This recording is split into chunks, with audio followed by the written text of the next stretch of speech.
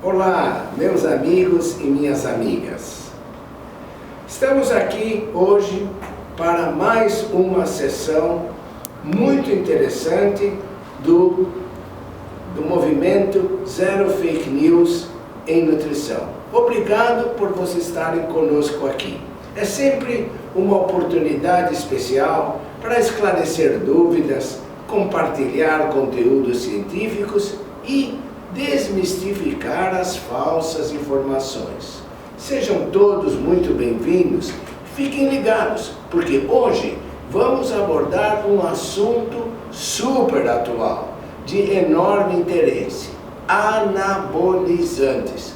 Um tema que, sem dúvida, vai trazer uma série de questões. Quando devem ser usados? Quais os riscos para a saúde? Estas e outras respostas você vai conferir agora nesta entrevista exclusiva com o Dr. Abrão Cury. Além de muito meu amigo, o Dr. Cury é médico cardiologista, mestre em clínica médica da Unifesp, Universidade Federal de São Paulo, e líder no setor de clínica médica do Hospital HCOR. Dr. Abrão, seja muito bem-vindo. É um enorme prazer ter você conosco. Muito obrigado pelo convite. É meu prazer de estar aqui e poder contribuir um pouco com um assunto tão importante nos dias atuais. Que beleza! Então vamos direto ao assunto? Dr. Cury, o que são anabolizantes? Anabolizantes são drogas utilizadas para estimular, de uma maneira geral, o crescimento muscular das pessoas, mas nós temos que entender que há grupos diferentes de anabolizantes e o que se comenta mais hoje em dia são os esteroides anabolizantes androgênicos, como a gente chama, que são drogas sintéticas produzidas à semelhança da testosterona, que é um hormônio masculino e que tem sido, de forma muitas vezes inadequada, recomendados por serviços de saúde, objetivando uma meta final que não é a mais adequada. Mas existe um uso clínico de anabolizante? Quando eles devem ser usados, os derivados sintéticos da testosterona? Existe um uso clínico que demanda uma avaliação médica adequada por clínicos, por endocrinologistas, e que, de uma maneira simples, tem a sua indicação quando houver deficiência da produção natural do organismo desses hormônios. O que nós temos enfrentado com muita tristeza é a recomendação do uso dessas medicações sem nenhuma indicação clínica, com o objetivo de aumentar a massa muscular, seja ela em atletas ou em indivíduos que simplesmente querem parecer mais saudáveis, usando de um recurso que, ao invés de torná-los mais saudáveis, vão de fato torná-los mais doentes. Então, isso tem sido observado em academias, em algumas clínicas que, de forma nada cautelosa, prometem terapias de rejuvenescimento, de recuperação de uma série de funções fisiológicas que demandam algum tratamento, mas não esse, e acabam por causar danos à saúde. E não é só dano à saúde dos homens. Nós temos visto com muita frequência mulheres sendo submetidas a estas intervenções, a chamada pílula da beleza, pílula da vitalidade, que contém na sua composição derivados da testosterona e causam uma série de efeitos colaterais ao longo do tempo, e não muito tempo, que põem em risco a saúde das pessoas que estiverem usando essas medicações. Agora, voltando um pouquinho atrás, eu me lembro que em pacientes com câncer ou sob tratamento de câncer com grave sarcopenia, nós usávamos, por exemplo, desses derivados por curto período de tempo, você se lembra disso, E tem indicação nesse momento clínica? Olha, você está lembrando da cianoato de nandrolona, que é um derivado da testosterona e que todos nós usamos. Na realidade, a literatura não mostra com muita efetividade o real benefício dessas medicações quando utilizadas de forma isolada. Nós sabemos que em algumas situações até se pode usar na tentativa de acelerar um pouco as condições de recuperação de pacientes de determinados grupos, mas com todo cuidado. Isso tem sido menos usado do que foi no passado, porém, em algumas situações, é até cabível que se utilize. Mas quando que nós devemos, de fato, usar? Nós devemos usar essa reposição quando houver indicação que o laboratório comprovar a deficiência do hormônio, se for o caso, principalmente em homens, raramente em mulheres, apesar de que em doses pequenas, em alguns casos, mas com uma avaliação bem criteriosa, podemos, por curto espaço de tempo, usar sim. Mas o que nós criticamos com muita veemência é o uso sem indicação, sem nenhum objetivo real de necessidade de catalisar a recuperação muscular. Em mulheres, isso tem sido visto com frequência e, além de causar danos os mais diversos possíveis, a mulher pode começar a ter a voz alterada, na parte sexual ela pode ter alterações dos órgãos genitais e pode passar a desenvolver alterações cardíacas, e isso vale tanto para homens quanto para mulheres.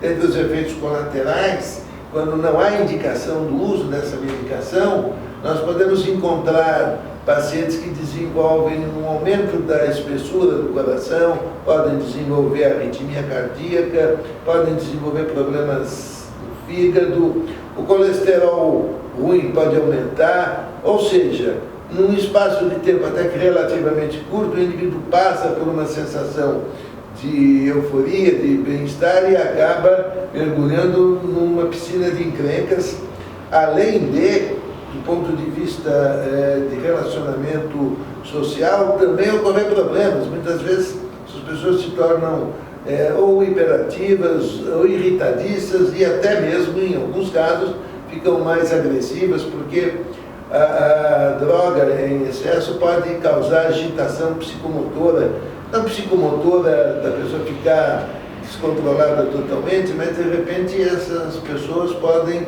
ter um comportamento social inadequado pela irritabilidade que elas acabam desenvolvendo por ação da droga.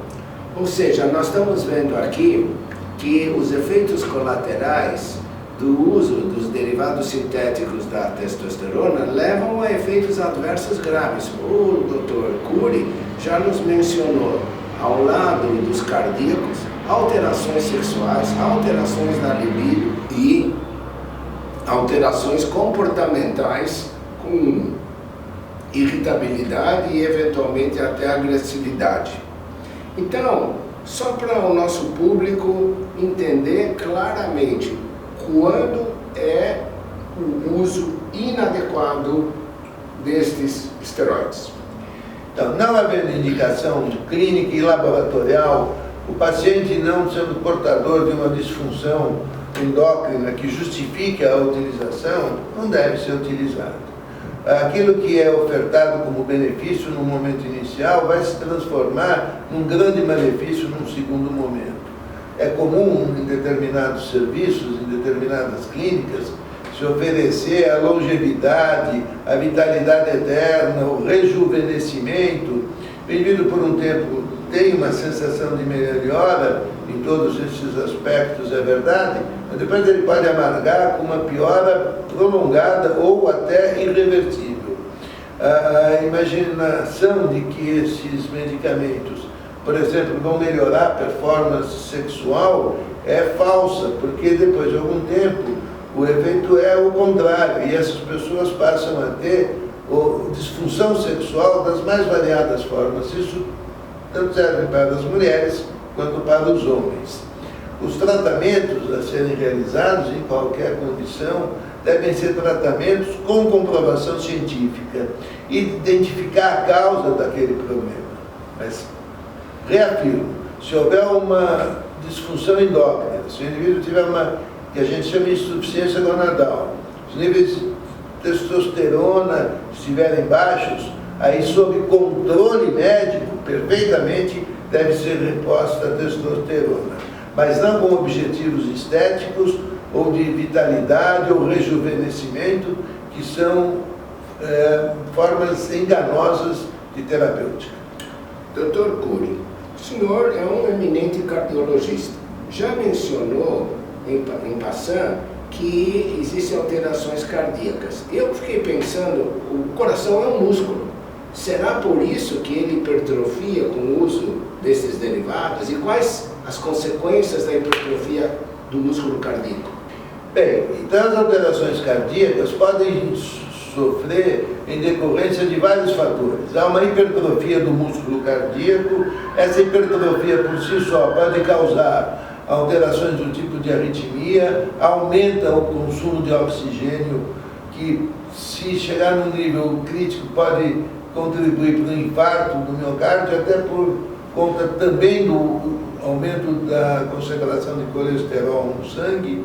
Essas pessoas têm uma alta incidência de insuficiência cardíaca, e se nós imaginarmos o conjunto de fatores, incluindo a piora da hipertensão arterial em quem já foi hipertenso, nós temos aí todo um menu necessário para que os pacientes usuários de forma inadequada dessas medicações tenham problemas cardíacos muito graves.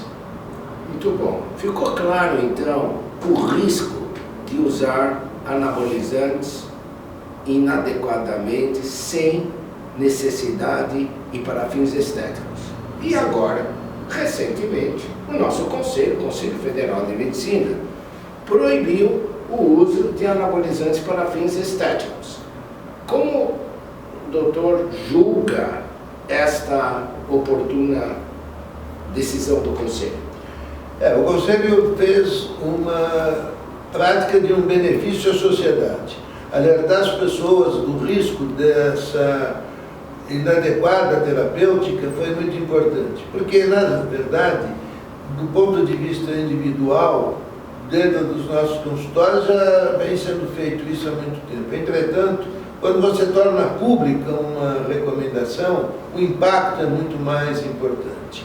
A gente apoia plenamente esta recomendação e eu espero, sinceramente, que as clínicas onde esse tipo de prestação de serviço é realizado se acautelem e deixem de praticar. É importante lembrar que para uma efetiva terapêutica estética, a qualidade de vida, o estilo de vida, ou seja, uma dieta adequada, a prática de atividade regular, de algum exercício,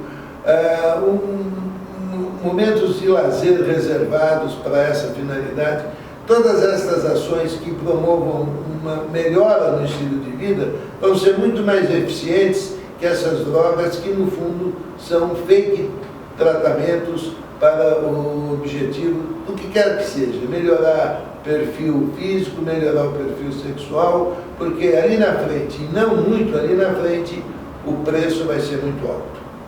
Muito obrigado, Dr. Abrão Cury, cardiologista, professor, nos brindou com sua sabedoria, maravilhosamente deixou claro, não devemos utilizar anabolizantes, derivados sintéticos da testosterona para fins estéticos ou de aumento de musculação. Isso fica reservado a doentes que têm baixas taxas de testosterona no sangue. Muito obrigado pela sua maravilhosa exposição e fique conosco. Acompanhe sempre o Zero Fake News em Nutrição, porque nós traremos sempre excelentes palestrantes que enriquecem o nosso movimento e fazem essa mensagem chegar cada vez mais longe. Até logo.